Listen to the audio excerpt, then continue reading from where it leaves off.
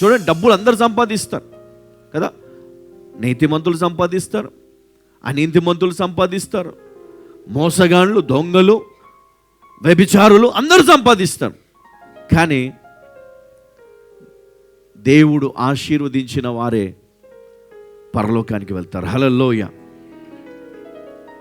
నువ్వు ఎంత సంపాదించినా అవన్నీ బ్యాంకులో ఉండొచ్చు, నీ అలమారులో ఉండొచ్చు కదా. ఆస్తి పత్రాలు నీ దగ్గర మెత్త కిందనో లేకపోతే బ్యాంక్ లాకర్లోనో పెట్టుకోవచ్చును. ఇవన్నీ పాడైపోయేటివి. కానీ శాశ్వతమైన దేవుని కృప ఆయన బిడ్డల పైన ఉంటుంది ఎప్పటికీ. వారు ఎప్పటికీ వారు మరణించరు. హల్లెలూయా. వారికి మరణం లేదు, వారికి మరణం ఉండదు. నిత్యము జీవించే ఉంటారు వాళ్ళు. దేవుడు ఆయన రాజ్యములో వారిని గొప్పగా దేవుడు వారిని ఆయన సన్నిధిలో కాపాడుకుంటాడు. హల్లెలూయా. అందుకే ఈరోజు నేను మీ అందరినీ కూడా బతిమాలుతున్నాను. ఏంటి అంటే, ఆస్తులు, అంతస్తులు, హోదా, వీటిని బట్టి మనలో తెలియని ఒక ప్రైడ్, మనలో తెలియని ఈగో, దీనివల్ల మనం ఆశీర్వాదాన్ని కోల్పోతున్నాం కదా. ఎవరు కనబడ్డారు, వాడికి ఎందుకు విష్ చేసేది, నడు అంటాం మనం. వాడిని ఎందుకు పలకరించేది, నడు. వాడు సొంత అన్నయ్య, సొంత అక్క, సొంత చెల్లి, అవసరం లేదు, నడు. వేస్ట్ ఫెలో వాడు. వానికి మనకి గొడవైంది. కటీఫ్. పిల్లలకు నేర్పిస్తారు, పోద్రా వానింటికి, వాడి ముఖం చూడొద్దు, వాడు దరిద్రుడు, దాని ఇంటికి పోవద్దు. అరే మొన్నటిదాకా కిస్మిస్ పండుగలు చేసుకున్నారు, కేకులు కోసుకున్నారు, మరి ఏమైందో ఏమో, 4 ముక్కలు ఎక్కువ వేయలేదనో, లేకపోతే 4 పప్పలు ఎక్కువ ఇయ్యలేదనో, వాళ్ళకిచ్చి మాకు ఇయ్యలేదనో, కథం గొడవ స్టార్ట్. అగ్గిపూల గీసినట్టు అది బగ్గుమని, అది చిన్న పోయి ఎక్కడి దాకా వెళ్ళిపోయిందంటే, దేవుని దృష్టిలో నీ ఒక పనికి రాని చెత్త వేస్ట్ ఫెలోలాగా అయిపోయినాను. అప్పుడు నీ ఆశీర్వాదం కోల్పోతాను. నువ్వు అనుకుంటావు దేవుడు లేడు, చూడడు అని. నీ తోటి వారిని ప్రేమించే జ్ఞానము నీకు లేదు, నీ తోటి వారిని క్షమించే జ్ఞానము నీకు లేదు, అర్థం చేసుకునే జ్ఞానము నీకు లేదు. యేసుక్రీస్తు తన యొక్క శిష్యులకు కానీ, ఆయన దగ్గరకు వచ్చినటువంటి విశ్వాసులకు కానీ ఆయన బోధించినటువంటి మాటలు ప్రతి ఒక్కరు విన్నారు. ఎంతోమంది వారి జీవితాలు మార్చుకున్నారు, ఇచ్చేశారు దేవునికి, బాప్తిజం తీసుకున్నారు, రక్షణ పొందారు, దేవుని కోసం బ్రతికారు. అందులో నుంచి వచ్చిన వారే అనేకులు.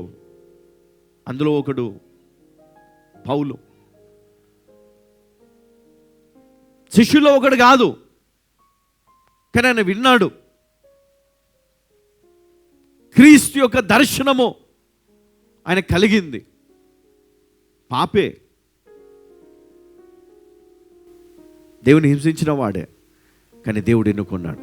అంటే ఎవరిని దేవుడు త్రోసివేయడమ్మా, నువ్వు పాపివని, నువ్వు పాపం చేసినవని, నువ్వేదో తప్పు చేస్తున్నావని నిన్ను శపించి నిన్ను ఆయన పడేయడు. ఆయన నిన్ను క్షమించి నీ పాపములన్నిటిని కూడా ఆయన కడిగి వేస్తాడు. హల్లెలూయా. నిన్ను పవిత్రంగా మారుస్తాడు. అయితే నువ్వు ఏం చేయాలి? నీ హృదయాన్ని, నీ జీవితాన్ని దేవునికి ఇవ్వాలి. దేవునికి, దేవునికి ఇవ్వాలి. ఒక 50 సంవత్సరాల క్రితము ఒక వ్యక్తి మరి న్యూజిలాండ్లో సేవ చేయడానికి వెళ్ళాడు. ఆ వ్యక్తి మరి సేవ చేస్తున్నప్పుడు చాలా పోరాటాలు అక్కడ. ఆ పోరాటాలు ఎట్లా ఉన్నాయంటే, ఒకరోజు ఆయన కావాల్సిన సరుకులు తీసుకొని, నెలంతటికి సరిపోయే సరుకులు తీసుకొని ఆయన వెళ్తూ ఉన్నాడు. వెళ్తూ ఉంటే ఒక వ్యక్తి దారిలో కనబడి, అయ్యా తినడానికి ఏమి లేదు, మా పిల్లలు అందరూ కూడా ఆకలితో ఉన్నారు అని అడిగిన ఆ వ్యక్తి అడిగినప్పుడు ఈయన ఏం చేశాడంటే ఆ నెల రోజులకు సరిపడు సరుకులు ఆయన దగ్గర ఏం లేదు, ఇంకా జీరో. ఆ సరుకులు ఆ వ్యక్తికి ఇచ్చేసి ఆయనతో కూడా వాళ్ళ ఇంటికి వెళ్ళాడు. ఇంటికి వెళ్ళి వాళ్ళ ఇంట్లో ఆయన భార్యను, ఆయనకున్నటువంటి 2 పిల్లలను చూశాడు. చూసి వాళ్ళతో కలిసి కూర్చొని, అమ్మ ఈరోజు భోజనము నేను మీతో కలిసి చేస్తాను, ఎందుకంటే నా దగ్గర ఉన్న సామాన్లన్నీ మీకు ఇచ్చేస్తున్నాను నేను, కాబట్టి మరి నాకు ఆకలిగా ఉంది, మరి త్వరగా మీరు ఏదైనా వండి పెడితే నేను తినేసి నేను వెళ్ళిపోతాను అని చెప్పేసి. సరే అని వెంటనే భార్య ఏం చేసిందంటే మరి సరుకులు తీసుకొని చాలా సంతోషంతో పిల్లల కోసము మరి ఆమె వంట చేసి అందులో కొంచెం ఈయనకి పెట్టేసింది. ఈయన తినేసి వాళ్ళకి ప్రార్థన చేసి దేవుని వాక్యాన్ని వారికి బోధించి క్రీస్తును పరిచయం చేసి అక్కడి నుంచి ఆయన సాగి వెళ్ళిపోయాడు. చూడండి, ఇక్కడ ఈయన ఇలా చేయడానికి కారణం ఏంటి, ఎందుకు ఇలా చేశాడు అంటే ఆయన ఒకటే అనుకున్నాడు, ఇప్పుడు ఆయనకి ఆకలిగా ఉంది, నా దగ్గర సరుకులు ఉన్నాయి, నెలకు సరిపడే సరుకులు, నేను ఆ కుటుంబాన్ని ఆదుకుంటాను, ఆదుకోవడంతో పాటు దేవుణ్ణి పరిచయం చేస్తాను. నేను వెళ్ళాడు, వాక్యాన్ని బోధించాడు. ఆయన వంట అయ్యే లోపు దేవుని బలమైనటువంటి వాక్యాన్ని వారికి బోధించి ఆయన అక్కడి నుంచి తిరిగి వెళ్ళిపోయాడు. ఇంకా ఆయనకు చాలా కష్టాలు, ఎందుకంటే ఎవరైనా ఆఫరింగ్ ఇస్తేనే ఆయనకు మళ్ళీ భోజనం. ఆ భోజనం ఇంకా కొన్ని రోజుల వరకు మరి ఆయన ఎక్కడ కూడా మరి భోజనం చేయలేదు. చాలా నీరసం అయిపోయాడు. నీరసం అయిపోయిన తర్వాత ఒకరోజు ఒక ఆయన మరి ఈయనను వెతుక్కుంటూ వచ్చాడు అక్కడికి. ఈయన ఒక చిన్న మరి ప్లేస్ ఆయన చూసుకున్నాడు, ఒక ప్రాంతంలో. మరి ఆ ప్లేస్లో ఆయన ఉంటున్నాడు ఒక్కడే. ఆయన దగ్గర ఏమేమి ఉన్నాయంటే ఒక బైబిల్ ఉంది, ఆ తర్వాత కొన్ని పుస్తకాలు, ఒక 2-3 జతల బట్టలు, ఇంకేమి లేవు. ఏంటి ఎందుకు లేవు అంటే ఆయన ఎక్కడికి వెళ్ళినా ఆయనది ఒక సూట్ కేసు ఉంటుంది అనమాట, అందులో అన్నీ పెట్టేసుకొని ఆయన ఆ సూట్ కేసు తీసుకొని వెళ్ళిపోవడం. ఎందుకంటే పరిచర్య ఒక దగ్గర ఉండి సెటిల్ అయిపోయి చేసేది కాదు అని ఆయన తెలుసుకున్నాడు. కాబట్టి ఆయన ప్రయాణము చేస్తూ ఆ దేశంలో అనేక ప్రాంతాలు తిరుగుతూ ఇంకా అక్కడి నుంచి వేరే దేశాలకు కూడా వెళ్ళి ఆయన జీవిత కాలం అంతా కూడా ఆయన సేవ చేశాడు. కానీ అక్కడ ఆయన చేసిన దానికి దేవుడు ఏం చేశాడంటే ఒక వ్యక్తిని పంపించాడు. ఆ వ్యక్తి వచ్చాడు, ఆయన దగ్గరికి వచ్చి మరి ఆయనతో మాట్లాడాడు. పాస్టర్ గారు, మీరు ఒకరోజు నాకు వాక్యాన్ని బోధించారు, నేను వాక్యం విని బలపడ్డాను, దేవుడు నన్ను ఆశీర్వదించాడు.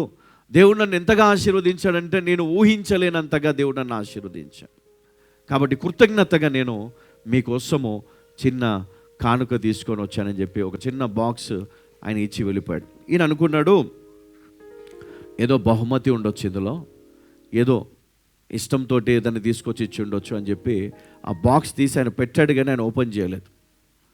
ఎందుకంటే ఆయనకు ధనము పైన కానీ లేకపోతే ఈ ఆస్తుల పైన వ్యామోహం లేదు, లేకపోతే గిఫ్ట్ పైన ఆయనకి ఆసక్తి లేదు. అందుకని అక్కడ పెట్టేశాడు పక్కకి, చూద్దాంలే. తర్వాత ఆయన ప్రార్థన చేసుకుంటున్నప్పుడు దేవుడు చెప్తా ఉన్నాడంట, పాల్ నువ్వు ఆ బాక్స్ ఓపెన్ చేయన్నాడు. ప్రభా ఇంకా కొంచెంసేపు ప్రార్థన చేసుకుంటా ప్రభా, ఇంకా కొంచెంసేపు మాట్లాడి నాతో అంటూ ఉన్నాడంట.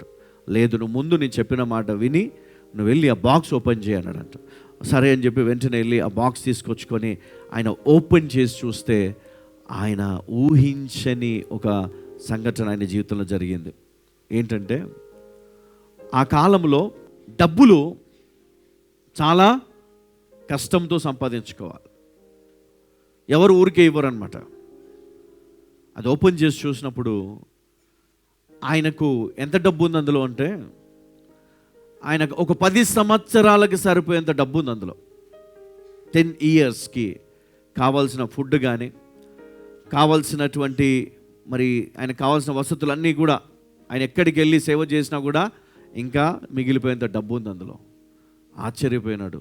వెంటనే బయటికి వెళ్ళి అటు ఇటు చూస్తేనే లేడు, వెళ్ళిపోయాడు అక్కడి నుంచి.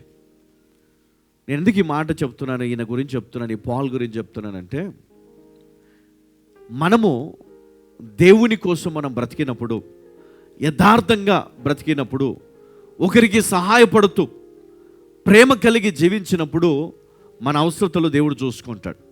హల్లెలూయా. మనకు కావాల్సిన అన్ని కూడా దేవుడు సమకూరుస్తాడు. అయ్యో రేపటికి లేదు, నాకు ఎల్లుండికి లేదు, ఈ నెలంతా నాకు ఎట్లా?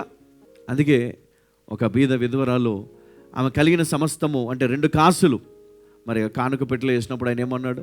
ఈమె కలిగినది మొత్తం కూడా ఇచ్చేసింది కాబట్టి ఈమెనే అందరికంటే విలువైన కానుక ఇచ్చింది అన్నాడు. హల్లెలూయా. మనము మన జీవితాన్ని మనం దేవునికి విలువైన కానుకగా మనం సమర్పించుకోవాలి. ఎందుకంటే మనం చాలా ప్రత్యేకమైన వారము. దేవుడు మనల్ని ఎన్నుకున్నాడు. ఎప్పుడు జగత్తు పునాది వేయబడక మునుపే ఆయన క్రీస్తులో మనలను ఆయన ఎన్నుకున్నాడు. మరి క్రీస్తు ఏం చేశాడు? ఈ అంధకార సంబంధమైన అధికారం నుంచి మనం విడిపించాడు. ఆయన రాజ్యంలో మనకు చోటు ఇచ్చాడు కదా, కింగ్డమ్ ఆఫ్ జీసస్ క్రైస్ట్. మరి ఈ సంఘములో కూడా మనకు చోటు ఇచ్చాడు. అందుకే నేను అంటున్నాను, మనము చాలా ఆశీర్వదించబడవారు. వీఆర్ బ్లెస్డ్ కదా, మనం అభిషేకించబడ్డవారు. మనకున్న అభిషేకాన్ని మనం గుర్తించటం లేదు, మనకి ఇవ్వబడిన ఆశీర్వాదాన్ని మనం గుర్తించటం లేదు, మనకి ఇచ్చినటువంటి జ్ఞానమును మనము గుర్తించటం లేదు. దేవుడు అన్నీ చేశాడు, ఇంకేం లేదు ఆయన చేసేది. నువ్వే చేయాలి చేసేది. దేవుని ప్రేమ చూపించాలంటే నువ్వే.